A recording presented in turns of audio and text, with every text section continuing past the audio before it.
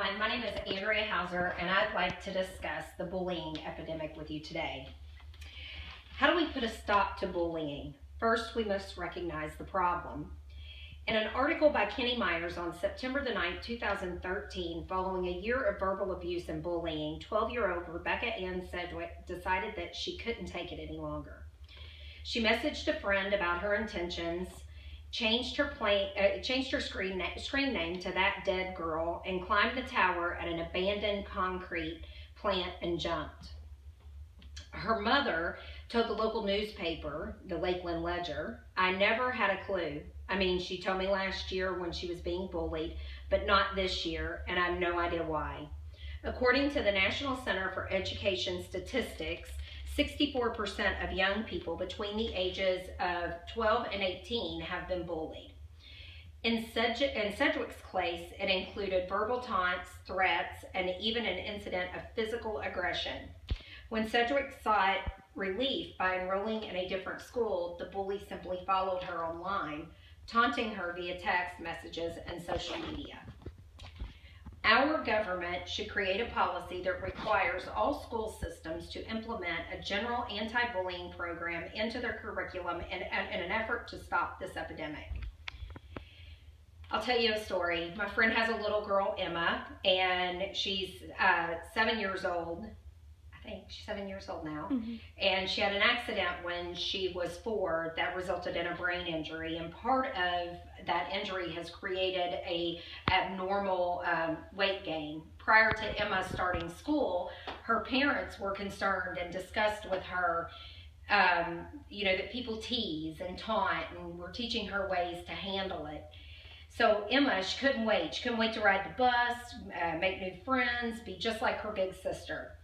But her parents were obviously concerned that, she could be a target for bullying. However, they knew kindergarten was the first step to giving Emma a shot at a normal life.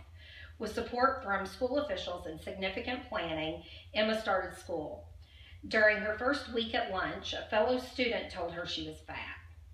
Because her parents and educators took an active role in preparing her for situations just like this, Emma told him, "That's not nice, and your mom should have taught you better." Her direct reaction stopped the student from making more negative comments, proving even if given the right tools, everyone can combat bullying.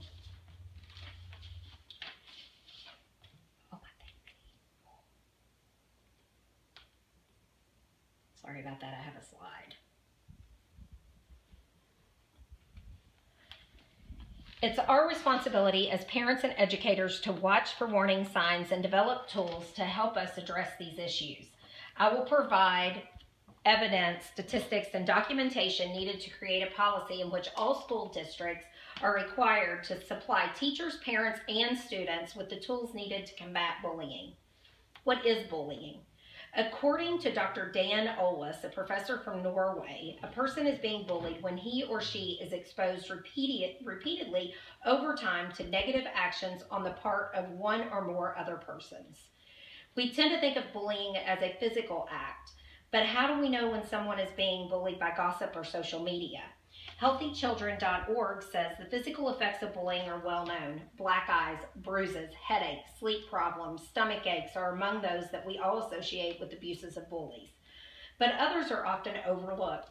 What's coming out of literature now is teens subjected to bullying as a victim become subject to a host of long-term effects as they reach adulthood, says Joseph Wright, MD.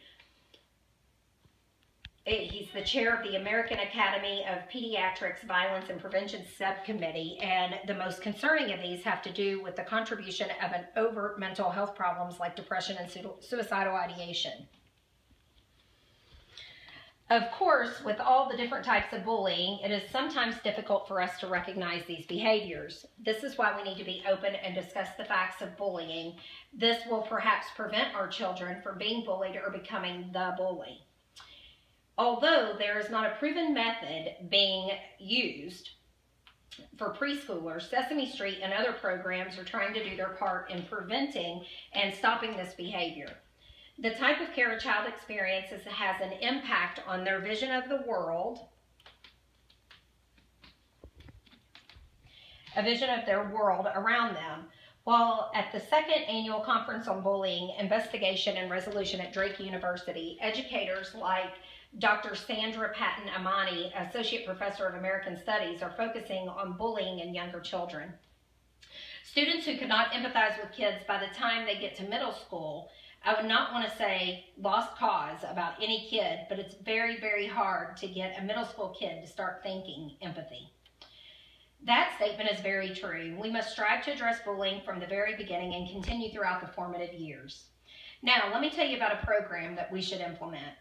The OLS bullying program has been proven successful in reducing bullying in thousands of schools throughout the world, ascertaining that this should be the chosen anti-bully method.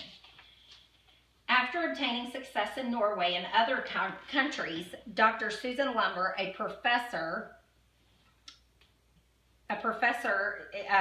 introduced the program to the United States.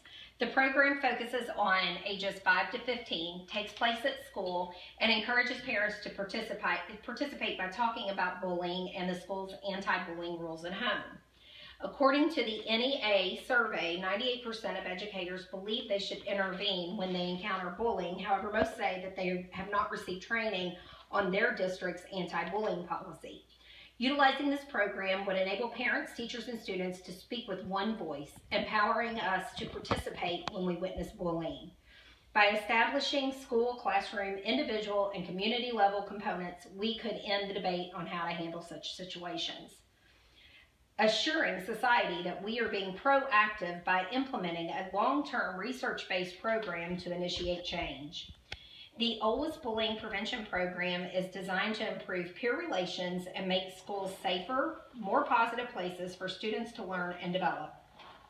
The goals of the program are to reduce existing bullying problems, prevent the development of new bullying problems, and achieve better peer relations at school. As you can see, we have a responsibility to take action against bullying. Our government should create a policy that requires all school systems to implement a general anti-bullying program into their curriculum in an effort to stop this epidemic. I have provided you with evidence, statistics, and documentation needed to create a policy in which all school districts are required to supply teachers, parents, and students with the tools needed to combat bullying. We can overcome this global issue by finding other individuals who support this cause, raise funds to start the program, ask school administrators and government officials to get involved. School districts, educators, and parents need to work together in developing a unified message that addresses bullying. Through education, this issue can be controlled. Thank you very much.